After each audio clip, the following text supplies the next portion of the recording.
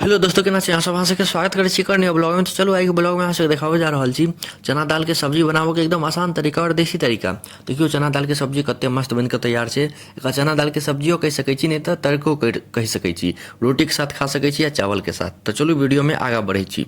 तो देखियो चना दाल के अहाँ सब चना ई सब्जी बनाबो से पहले 2-3 घंटा फूलल धऽ देबै पानि में। ठीक छै, पानि में बढ़िया से फूल जाए 2-3 घंटा में। ओहिके बाद एकरा बाटी में निकालि लेब। ठीक, एक अहाँ सब्जियो कहि सकै छियै, तड़को कहि सकै छियै, अहाँ सबके जे मोन हुए कहि सकै छी। ठीक, आ प्रेशर कुकरके गैस पर चढ़ा लेब। ठीक, ओहिमे तेल खसा लेब।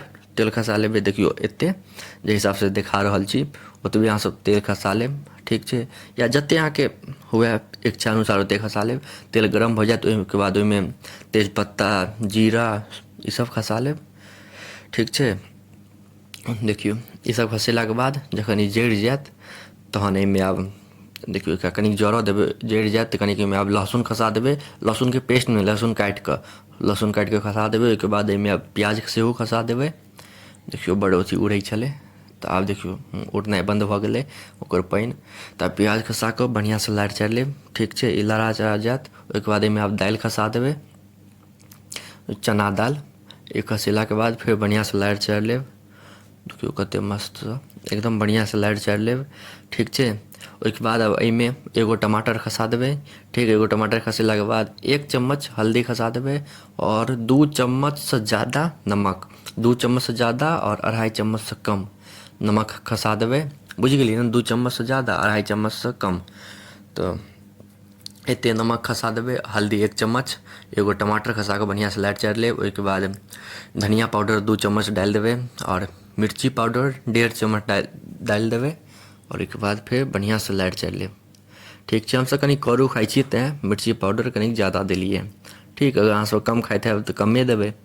तऽ ईसब डालि कऽ बढ़िआँसँ लारि चारि लेब। आ जतेक एकरा भुजबै ने एखनके समयमे ई सब मसाला देलाके बाद एखन जे बढ़िआँ जतेक भुजबै ओतेक मस्त बनत, ओतेक एक नम्बर बनत सब्जी।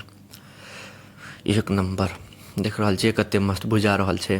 तऽ एकरा कनिक देर तक भुजबै, 10 मिनट तक 15 मिनट तक बढ़िआँसँ भुजबै जे स्वाद बढ़तै सब्जीमे।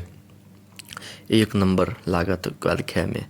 तऽ देख रहल छियै सबके टमाटरके प्याजके बढ़िआँसँ थोड़ि लेब आ बढ़िआँसँ एकरा भुजि लेबै। भुजा जायत ओहिके बाद एहिमे पानि डालि देब। देखियो एते हिसाबसँ, जे हिसाबसँ हम देखा रहल छी ओहि हिसाबसँ अहाँसब पानि डालि देब। ज़्यादा पानि नहि डालबै, नहि तऽ पानिगर नहि नीक लागत। कनिक गाढ़ रहत ने एकर रस तऽ नीक लगै छै खाइमे। अगर अहाँसब चावल साथे खाइ चाहै छी तहन तऽ कनिक पानि ज़्यादा रहत तऽ नीक रहत, नहि रोटी साथे खाइ चाहै छी तऽ कनिक कम पानि रहत तऽ ओ नीक रहत।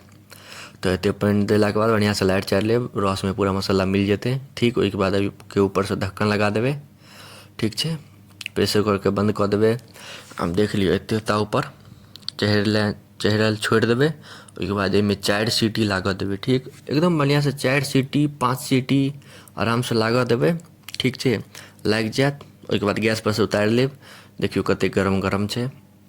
4-5 सीटी बढ़िआँसँ लागि गेलै। कनिक तेल ज़्यादा छलै, हमसब कनिक तेल ज़्यादे दऽ कऽ खाइ छियै किएकि अपन खेतके उगै छै तेल, तऽ ओ कनिक खराबी नहि करै छै। तो एक नम्बर बनि कऽ तैयार छै। ओहिमे धनिया पत्ता अगर अहाँ सबके पास हुए तऽ धनिया पत्ता काटि कऽ बढ़िआँसँ धऽ देबै। और गरम मसाला, हम गरम मसाला एहि सबमे जे कनिक प्याजवला हम सब्जी बनाबै छी ने ओहिमे गरम मसाला नहि दै छी, चिकेने मसाला दै छी किएकि चिकेन मसाला कनिक ज़्यादा नीक लगै छै गरम मसालासँ। तऽ अहाँसब गरमे मसाला देब। चिकेन मसाला अगर नहि देबऽके हुए तऽ गरमे मसाला देबै। दुनू एक बढ़िआँ मसाला छै, तऽ हमरा चिकेन मसाला नीक लगै छै तऽ चिकेन मसाला धऽ देलिए। आब एकरा बढ़िआँसँ मिला लेबै। चिकेन मसाला धऽ दै छिए ने तऽ एकर स्वाद कतेक कहू 5 गुना बढ़ि जाइ छै। एक नम्बर लगै छै खाइमे। एखन रङ्गपर अहाँसब नहि जायब, एकरा लारबै चारबै ने तहन एक नम्बर देखाएत।